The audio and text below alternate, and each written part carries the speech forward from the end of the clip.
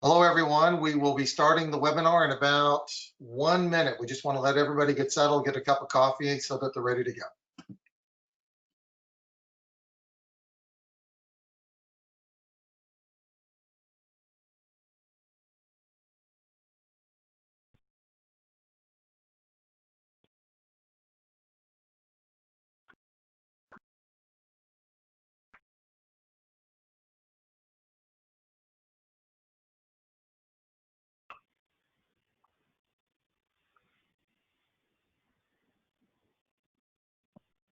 Okay, I changed my mind. 1 minute's too long to wait. It's too quiet around here.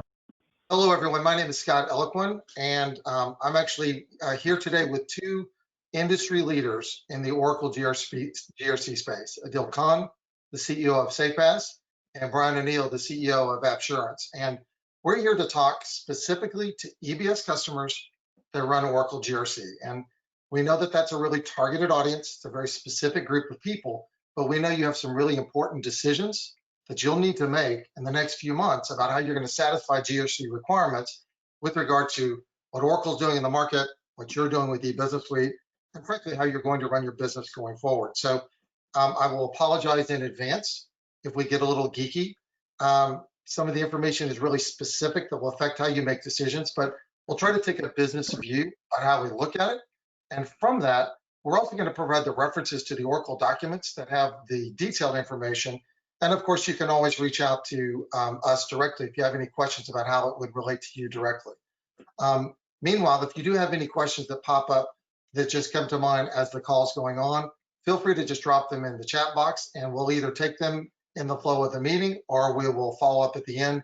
If it's something that we run out of time, then we may follow up with you directly, but feel free to pose any questions you like. So having said that, Adil and Brian, thank you for being here today, and I'll get us started. All right, everyone, here's our agenda for today. We're going to run about 35 minutes and have 10 minutes for questions. The first thing we want to do is we want to talk about the current state of support for Oracle GRC. So as Oracle GRC moves to and remains in sustaining support, what exactly do you get? What will Oracle do? What will they no longer do? What are the things that you're going to need to do yourself? And that's really going to be the bulk of the discussion. Number two is we're going to talk briefly about future things that you can do to meet your GRC requirements. And we've really identified three options.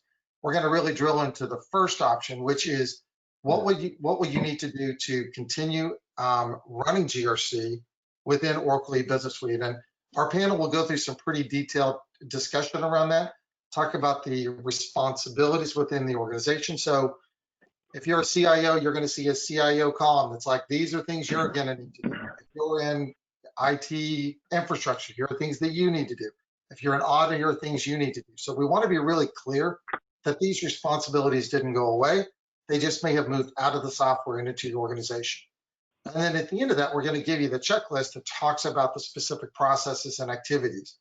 Finally, we're going to talk very briefly about how to build a long-term strategy for GRC so that you can kind of plan for the future based on the applications you run. So first, current state of support. So I'm pretty sure that if you're a GRC person or you're an EBS person, you monitor support, you monitor the Oracle support updates around the particular applications. Within this document that I'm assuming that you have seen, there really are two things that we're going to emphasize today. Number one, which products are we talking about? And this is really the entire GRC suite as it came from Logic Labs, as it turned to ICM, and then as it got built out on the Oracle side. And number two, there really are two support policies that are going to drive exactly what support means. So there's the application support policy, and then there are the technical support policies. And if you look in this document, which by the way, this document is this link down here, which you can click. There are two hyperlinks in here, the application support policy manual and the technical support policy manual. These numbers, these page numbers actually have changed based on updates, but these are the two documents from which you're kind of the Oracle support Bible. So we're going to go first to the application support policies.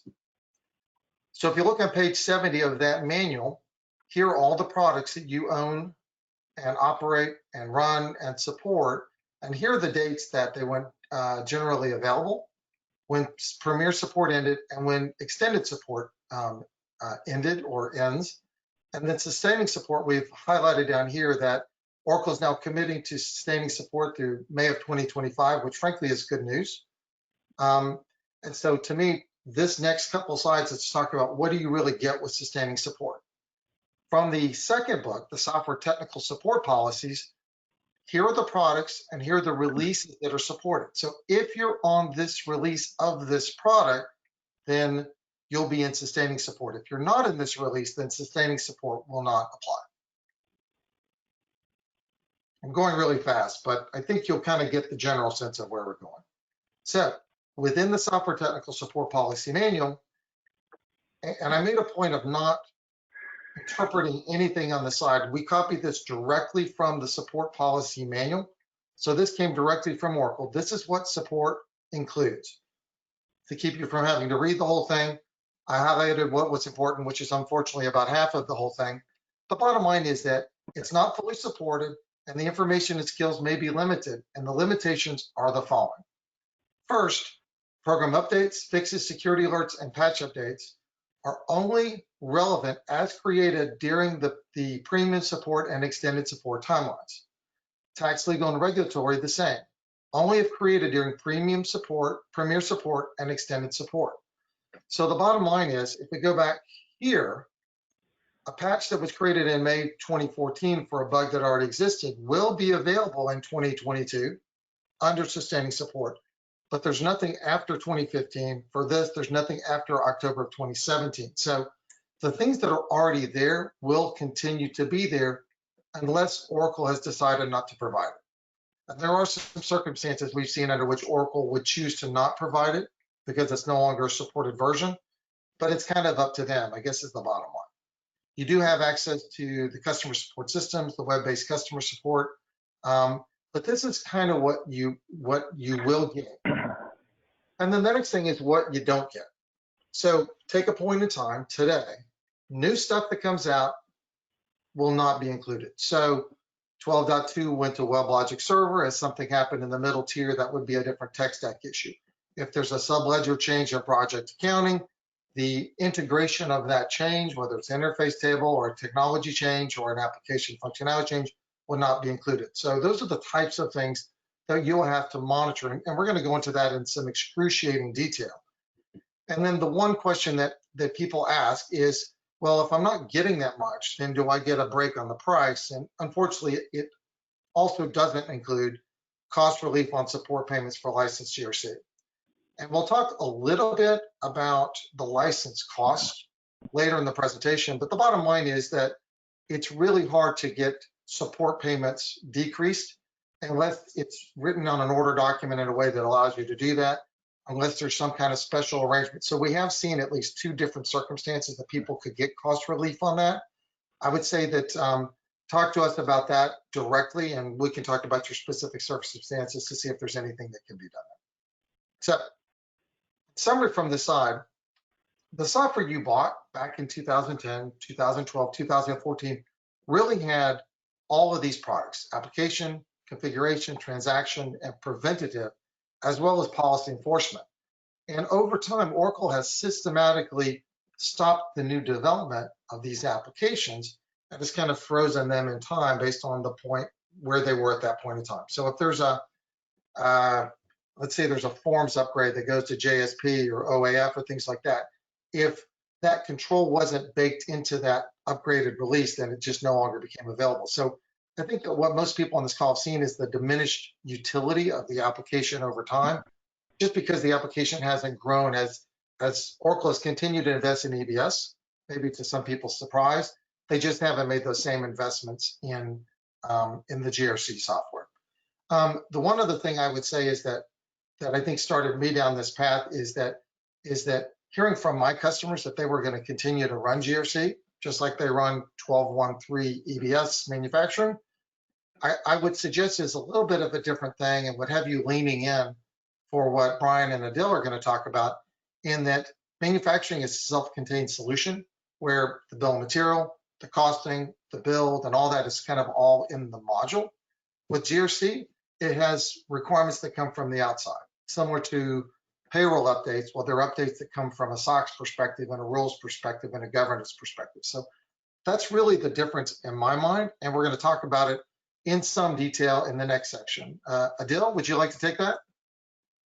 Yeah, Scott, thanks for doing that. And guys, I don't know if you all know Scott. I know Brian and I have been in this GRC circuit for a long time and do these things all the time. But Scott was actually one of our partners at a company called SmartDog, where it's one of the most successful businesses built in this region that was recently sold. So we're fortunate to have Scott on as a part of board of advisories. And so he's bringing that ERP perspective for those of you that are having to make the decision for the overall platform for your enterprise. And so the setup that I want to talk about is, as you move forward, you have several options, right? You can continue using GRC controls, which was later named as GRC Advanced Controls, those 4 modules that we just touched on. And that's definitely an option. We'll drill into that option on this call, probably in much more detail than the other areas. Now, there is the option of moving your business to the cloud that you're probably getting a lot of calls over the last few years from Oracle. And that enables you to go to Oracle Risk Management Cloud. Feel free to read more about that on Oracle site. I don't want to speak for Oracle here, but one of the things that our customers that have gone down that path have learned that Oracle Risk Cloud only works if you move your ERP to the cloud. So if you're planning to leave your ERP on eBusiness Suite and just basically either host EBS like you do today, or move it to another third-party cloud environment, whether it's AWS or IBM or whatever that might be, you still need to have GRC protect you against those risks. And so bottom line, Oracle Risk Management Cloud does not work with EBS. So if your plan is to stay on eBusiness Suite, you'll have to stick to the first option or consider SafePass. Clearly, we're here to focus on Oracle, but all of you know that our old company, Fulcrum, may have pivoted to SafePass when we saw that Oracle was no longer going to continue selling these products. So we built out that whole platform that can help you migrate as well. And that's something we'll cover in the future. That's not the focus of this call, but these are your options today if you're in this market. In the next slide, I think I'll just lay it up for Brian and I to sort of go through the key considerations and that checklist that we just talked about. That's the main discussion for us today. So licensing is the first thing. I think, Scott, you touched on that from someone that has worked with many of the CIOs and business application owners that look after the ERP systems. Licensing is one of the top questions we get. So we'll touch a little bit, again, mostly anecdotal. We're not the Oracle sales team here, as you know, so you'll have to reach out to your own reps to get your specifics, but we're here to help you share some stories. We're going to talk a little bit about how does the lack of support or limited support or no support impacts your areas, these 3 key areas that are bulleted here, which is the requirements from external entities like your external auditors, your requirements under the regulatory guidelines like Sarbanes-Oxley, et cetera, on financial statement, disclosure risks, and so forth. Talk about the changes to what's happening in your own corporate requirements as your business has changed since you first implemented. What are some of the things to consider? You might have gone through acquisitions, divestitures, new business launches. So those corporate things, initiatives within your organization that impacted changes in EBS, right? So many of the customers that when they first bought GRC were running in maybe 11i or going from 11i to 12. And that was one of the part of their line items with Oracle to purchase GRC. That was 10 years ago. And so now as GRC has stayed where it was, but your EBS has evolved in the last 10 years, whether it's a mega patch or a complete upgrade to 12.2.9 to take advantage of the latest hot patching capabilities, et cetera. What does that mean to your environment? So we'll talk a little bit about that. GRC infrastructure, I'll touch on some examples of, what are some of the considerations our customers have, whether they're moving to a third-party hosting or cloud or or they're just looking to, move the web server and middle tier up the different level or improve more fault tolerance and security. And I'd love to hear from Brian and Scott as well on the impact on the audit and accounting duties, right? So how does that impact your next audit? Who owns it? What happens when there's findings? So that's in short is how you can move forward with Oracle GRC as is by doing some the support measures to provide the caring and feeding that you need to continue using it.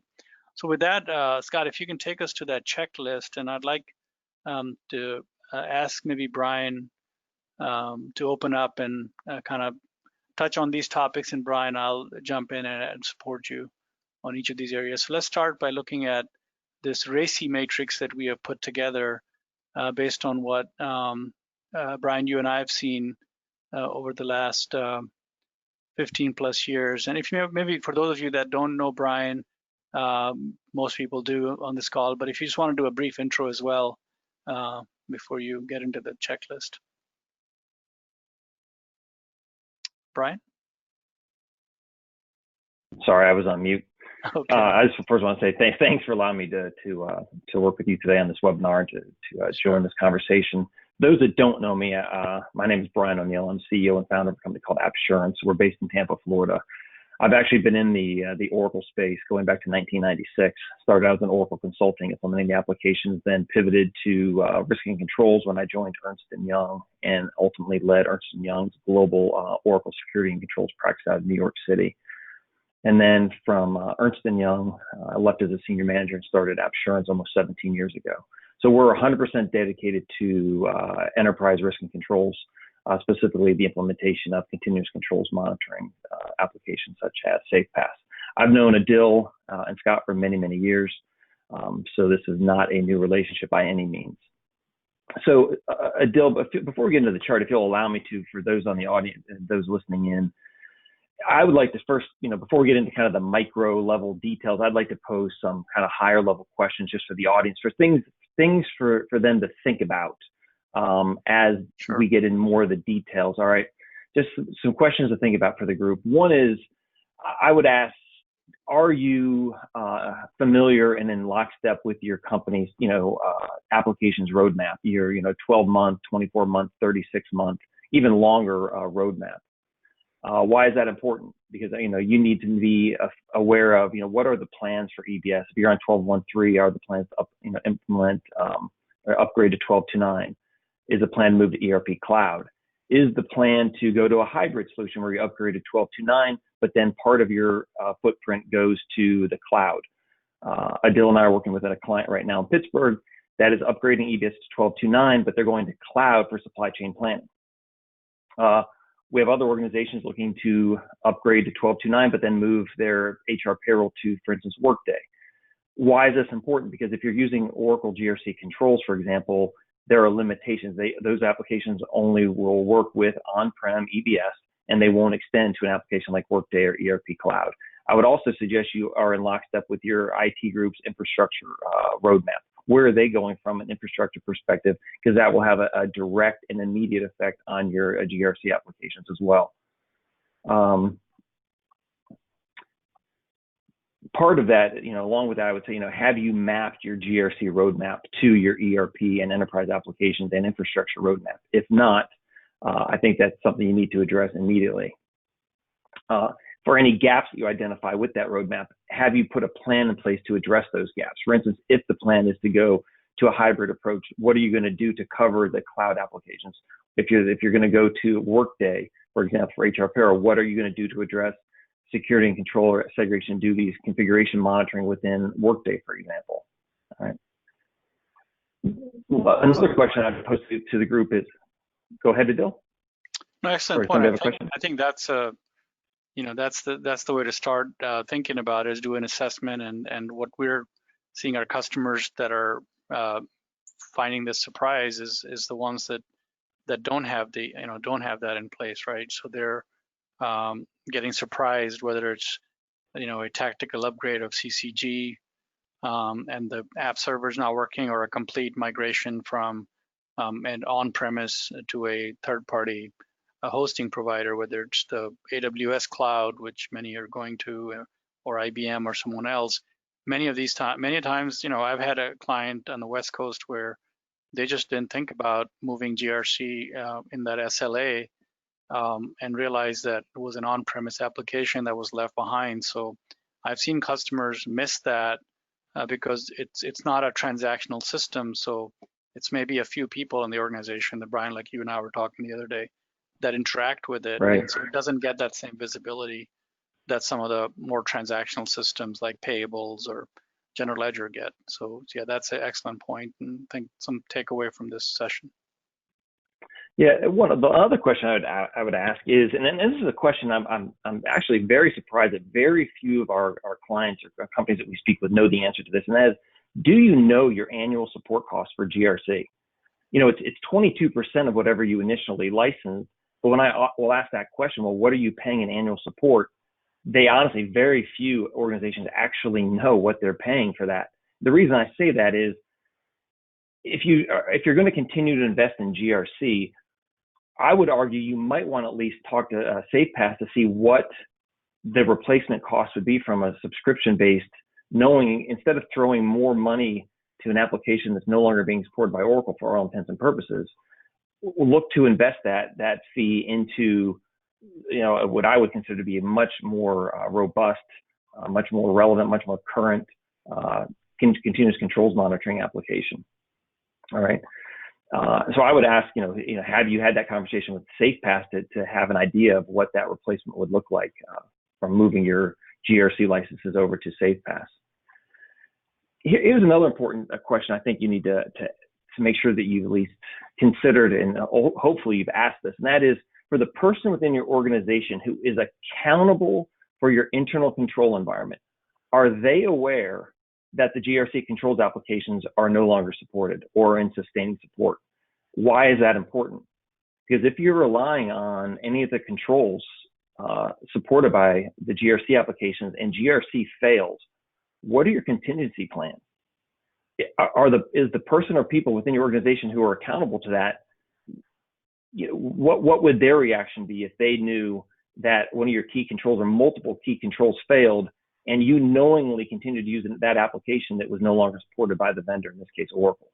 I would even go up another layer and say, is your audit committee, are they aware that you have this potential exposure, that this application that you're relying upon for your controls monitoring and likely your key and supported controls is, if it were no longer to work one day, that you would have significant exposure? And then lastly, the question I'd ask to take that again, yet a step further, is, have you had that conversation with your internal, external auditors for the exact same reasons? Are they aware that these applications that you rely upon for key and supporting controls, if they were to break, that the vendor is no longer supporting that? These are all very relevant questions. They're not gotcha questions. I just think they're questions that you would want to at least have an answer to them in the event that your GRC applications were no longer to work one day. So I can give you one very relevant example. We're working with a global 200 company, so one of the 200 largest companies in the world, and they're using GRC to monitor segregation duties and some other things across EBS and PeopleSoft. We ran into an issue with using access controls for EBS, which, as you are likely aware, before Oracle support will touch an issue with GRC, you have to be upgraded to the latest version of GRC. That's just how it works, and that's how Oracle's always treated the GRC applications. So the client upgraded to the latest version of Access Controls Governor, latest version of GRC, and we immediately noticed issues when we were running our controls against EBS and specifically PeopleSoft. What was happening was that the incidents that were previously closed for PeopleSoft were now open again. They were no longer closed. The latest version, and I don't know if anybody listening here is using Access Controls Governor against PeopleSoft, but with the latest version of Access Controls Governor, when you run those controls against PeopleSoft, previously closed incidents are no longer closed. So our results, as you can imagine, blew up, and we had tens of thousands of incidents And the reason I bring this up is this is important. We logged the SEV1 bug or issue at this point back in April of this year. To this day, October 7th, it's still an open bug. Oracle has acknowledged it's a bug. It's a SEV1, but going back to Scott's point earlier, is Oracle no longer works SEV1 because it's on sustaining support. We're at the mercy now of Oracle support. Will this SEV1 bug be fixed? My guess is absolutely not. So here we have a Fortune 200 company that now has to revert to running models against PeopleSoft and controls against EBS. They can no longer do even the cross-platform EBS and PeopleSoft because Oracle forced them to go to the latest version, and this latest version introduced a SEV1 bug that's not fixed.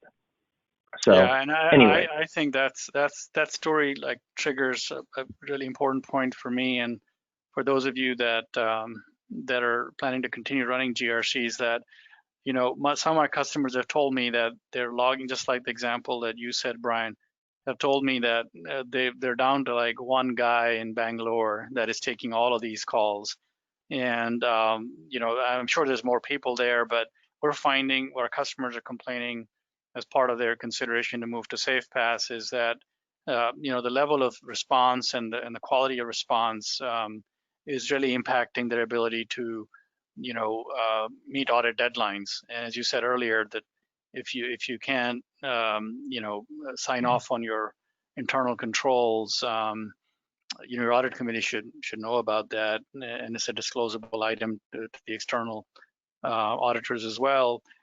So yeah, I mean, I think one of the takeaways that I'm picking up from your experiences and what I'm hearing from our clients here is that, if you are going to continue to run GRC, you need a group like Brian's that I've trusted with my customers. And so when our customers from the past days when we were doing GRC were coming to us and saying we're not quite ready to move and upgrade to SafePass yet for various budget cycles or other reasons, I would ask them to consider going to the expert. And Brian's been doing this longer than anybody else in the industry.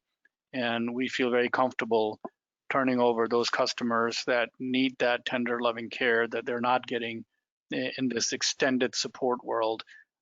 Brian speaks the audit lingo, and he can help you with the external audit, conversations.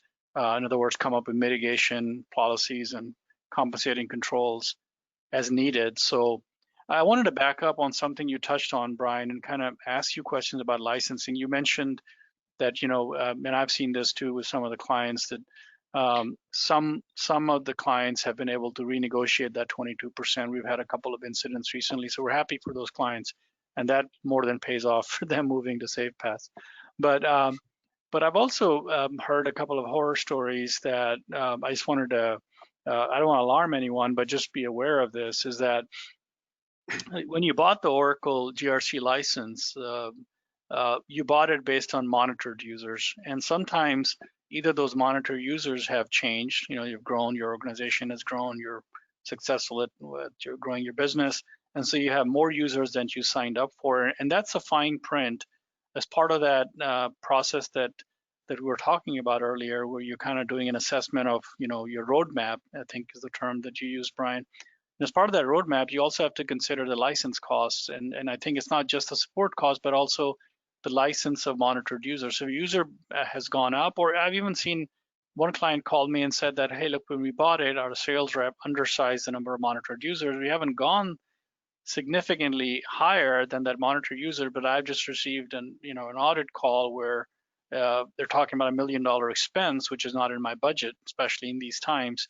So when you think about that, back to Brian's suggestion about laying out that plan for the next 12, 24 months or longer, take a look at that license agreement also, not just from a support perspective, but also from, what is the metric for the license, and 99.9% of times I would say it's a number of monitored users, and if that's changed, it's important to address that, or you might get hit with a compliance expense. So this CIO was able to work with us and help settle that $1 million expense for $200,000, which was still a big sting because it wasn't in their budget, but that's another parameter in monitored users that's really important for you to kind of pay attention to, or you could end up stretching your IT budget beyond what you have planned for. Yeah, really quick, I have an example just earlier this year. One of my clients locally here in Tampa, they were hit with an additive support cost for GRC of over $200,000. It's because when the ERP side increased their user counts, the sales rep said, "Oh, well, that obviously increases the GRC user count." So that translated, I think it was almost $223,000. That $223,000 additional to what they were already their annual support cost was for GRC. So yeah, completely unexpected. Yeah, and there's no sales organization to complain to that. There used to be a GRC sales organization that was that was selling you new products. You could go and talk about it, but without that advocate on your side, you've got to, it's difficult to get, the same level of discounts and incentives, unfortunately, for the on-premise. So those are just some consideration on licensing. I just wanted to make sure that we covered that component as well, and then dig into a little bit more on the managed services piece. So Brian, when you guys are doing, this kind of support you mentioned, I'd love to hear, what are you doing to prevent from customers into running these issues like the PeopleSoft? I mean, I'm sure you've got your SDLC process that you're following.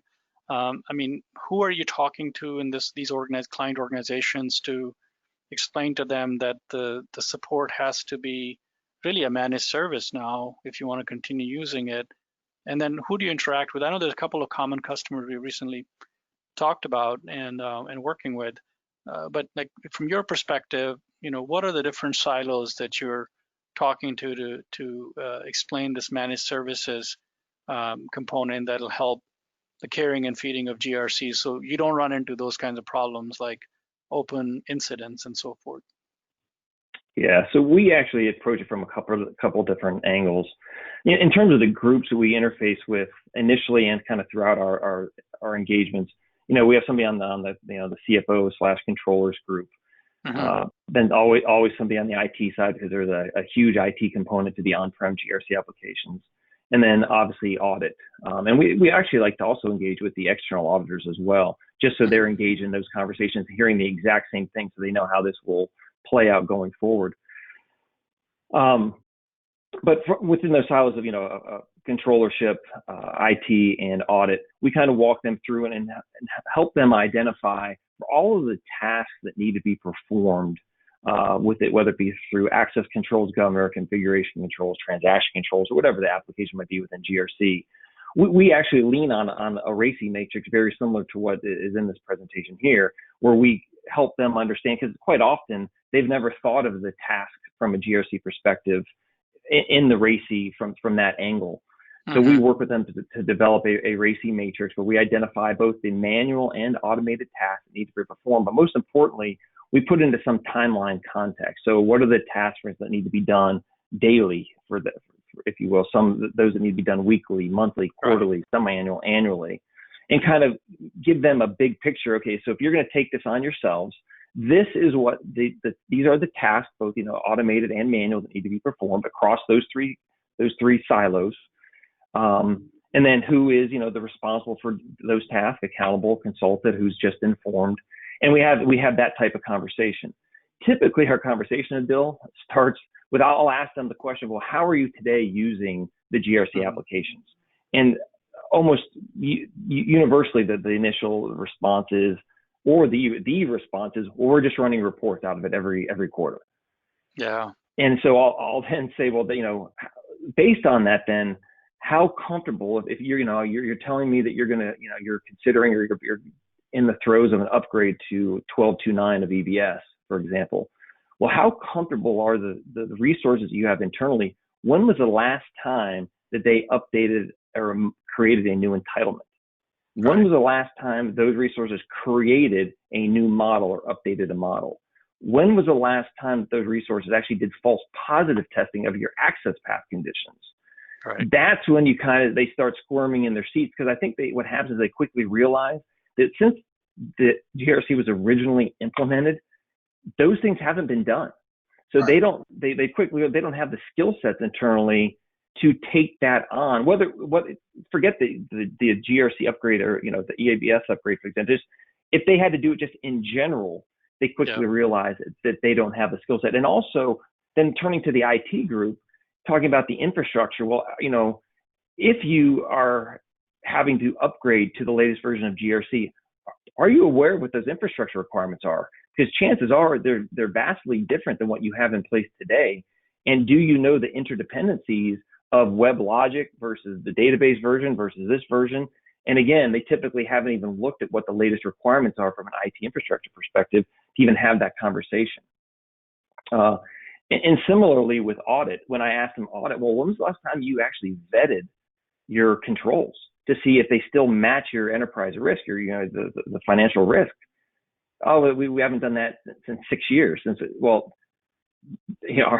Are you comfortable with that you haven't really done that analysis of your defined models or controls to make sure that you're still covered from a risk perspective? Things we had another webinar, as Adil, a couple of months ago, we talked about, with COVID, there's organizational risk has changed with COVID.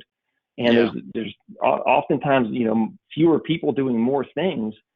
And I would say it's relevant here. Have you kind of rethought how you're doing GRC in times of COVID? Do you still have coverage? Do you still have people doing all the necessary things that they're supposed to be doing? And if so, when was the last time they did it? Right. Yeah, that kind of ties back to your point about the external auditors and you wanting to connect with them, because that reminds me of another a point that came up the other day with a client that's still on GRC, talking to us about moving to SafePass. As part of that, they wanted us to help them with one of the findings that came up in the external audit, which was the external audit ran their own SOD tool against their latest upgrade. They recently upgraded 12.2.5, and they identified a number of functions that were missing, or access points that were missing in the entitlement. And so that kind of created, the report went straight to the audit committee. It was the last minute thing. CIO got called into the meeting, and it come to find out that they had just been running the reports, like you said.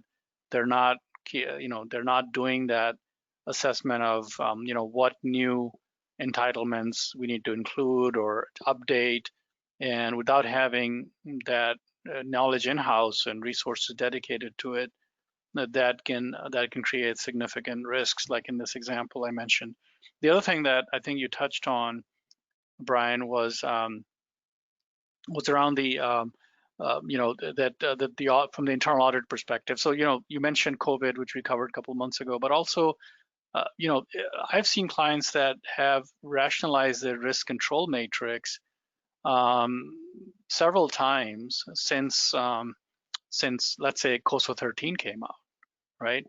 But they bought GRC sometime before that, and they're relying on those compensating controls, which are not part of their COSO matrix anymore, the risk control matrix. So I think if you are, because some people do need to create suppliers and pay suppliers and post journal entries and ship goods, and if you are giving them waivers, which you can in GRC, you can also put monitoring controls. So that's one situation. I just wanted to ask you, as a takeaway for listeners, is that what would you suggest, in GRC? How would you go about? Where would you start by identifying and verifying those compensating controls that you set up back in 2010 or whenever you got GRC, that they're still effective? I don't see anywhere in GRC where you can do that. So you still have to go to, if you have a third-party tool like Workiva, where you're keeping risk control matrix. Exactly. So how does that work for your customer? Let me jump in here. Maybe there's a whole nother webinar around compensating controls, modernization, and adjustment. I think that what I'd like to do is bring this home, because if I'm logged onto this call, you guys just gave me a headache. Oh my gosh, auditors and stakeholders and who knows what, and WebLogic server and blah, I thought it was blah, very blah. interesting, by the way. Oh my God. I did warn everyone that we might get a little geeky, okay? Everybody's geeky. This is our thing, right? So the bottom line is that I think that what I've learned in doing this as the general ERP guy, the thing that I've learned in this analysis is that as Oracle's pulled things out of the box, everybody in the company is being affected by it. But on this call, I look at the list of people, and there's really one person that thinks they own it, and there's a lot of people that are going to be affected by it. And so to me, defining who's affected and what those people will have to do really brings us home to saying that, well, I need somebody to do those things now because Oracle's not doing them, or I need to use a software package that'll do it for me, which is, webinar number 4. If anybody hangs with us that long, there's a lot of cool stuff we can tell them. But the bottom line is that we want to give you guys this list so you can go to your corporate management and audit and the CIO and whatever you are, the other 5 or 6 people that really care, and let them know what's no longer in the box so you can come up with a plan.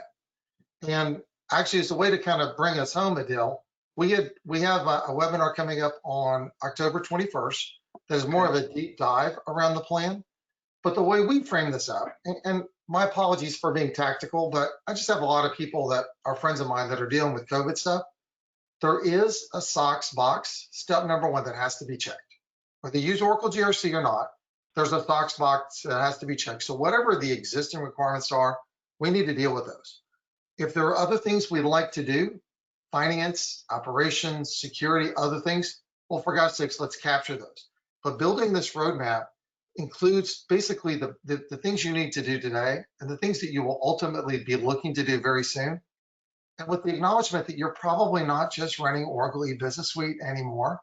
There's Workday or HCM, there's Magento, there's Salesforce.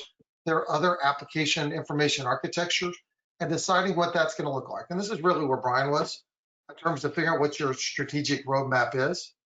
And then based on all that, 1, 2, 3, and 4, let's define what our controls improvements are based on what the company wants, not based on what the software does, not based on anything other than what the company needs.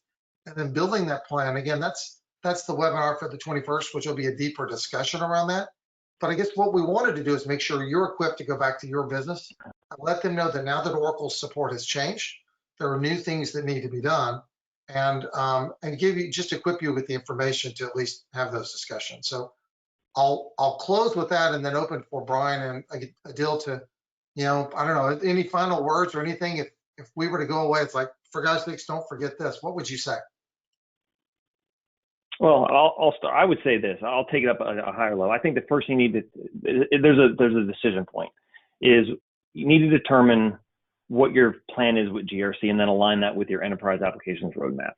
But I would go one step further and say, make sure at a minimum you know what your annual spend is with GRC today, and then use that as a baseline in your conversations with SafePass. Because I think, look, if you want to continue to use GRC, at least have a game plan to use a GRC. So I'm not saying stop using GRC. I'm just saying make sure you have a game plan how you're going to use it effectively going forward in your company. But the other side of that coin, though, is if be cautious of continuing to throw money at an application that is no longer supported, or is, for all intents and purposes, is no longer supported by Oracle. So I would leave you with that, is just make sure you're strategic in what you're spending your money on and the application technology you're using to support your continuous controls monitoring environment. Yeah, I think just to add to that, I mean, I always think about companies in terms of reputation risk. If they, what will keep you out of the Wall Street Journal, right? I mean, that's most of our customers are public companies with their reputation to protect. And I think it's about the misstatement risk. And one of the things that Brian, you said, which I would want our listeners to take as a action item out of this this small session, is that take a look at your current controls and make sure that they're effective. That those controls will pass the muster with external auditors, with senior management. Because if they don't, you've got a risk that is very, very difficult to protect, especially in these times where people are spread out. They're overworked. Companies in my region, I live in Texas, in Dallas, there's furloughs going on. So you're doing more with less people and less resources, and you don't want surprises right now. So if you can find a way to get help, do that. If you have your own resources, please take a look at it and go through those controls and make sure they're effective with those level of details that we have covered in this checklist, which I think Brian, I think you provided a lot of this input, and Scott, I think you and Emma talked to us about posting this as well, right? So this will be out there too. Yes. And I would just add to that, for those organizations that you know, ultimately you decide to, if you want to stay on GRC, and there may be reasons to do that. We have organizations that are staying on GRC for they have very valid reasons for staying on GRC. Just, you know, if we have a conversation with you, we take this checklist and we go into much more level of detail in terms of, you know, we drill each of these tasks down even further and identify the daily, weekly, monthly, quarterly, annual, et cetera. So this is more of at a higher level, but we do definitely have the same type of checklist that go into even a much more detail. Yeah, I mean, I can see this as a beginning of like an SLA, essentially, whether you keep that SLA service level agreement internal, or you find you know, Brian to do that for you. But that's basically the commitment you got to make. Right. I agree. So guys, our goal today was to kind of let you know the state of support in sustaining support for GRC. This wasn't intended to be the boogeyman to jump out and scare you. I think we just wanted to equip you so that you could go back to the business and have a real conversation, so that you're not asked to support something that's not supportable, or to provide information into a system that's no longer updated. You should be able to go back to the organization and define those roles and responsibilities. And frankly, if there are things that you've learned that we should know, please let us know, because you know, anything smart that we present to you, we're really getting by working with customers and working with Oracle. So any feedback would be much appreciated. Emma will be sending out the information to everyone who registered for the event. And that's all we have for today. So thank you everyone for joining, and we'll see you on the 21st. Thank you, everybody. And thanks, Thank you, everybody. Scott. Bye. Bye, guys. Thanks.